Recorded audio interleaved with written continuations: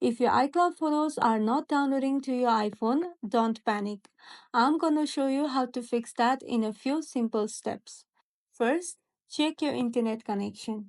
Make sure you're connected to a strong Wi-Fi network.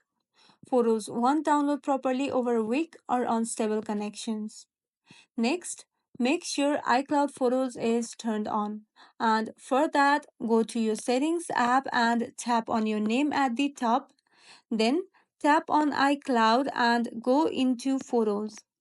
Here, ensure Sync this iPhone is turned on. After that, check your iPhone storage. If your iPhone is low on space, it may pause photo downloads. And for that, go back to the main settings menu and tap on General. Then tap on iPhone storage and free up some space if needed. Also, make sure low power mode is turned off. And to check that, go back to the main settings menu and tap on battery. Then turn off low power mode if it's turned on. When it's on, downloads may be delayed. And if nothing works, restart your iPhone. Sometimes a simple restart can refresh the system and fix temporary glitches.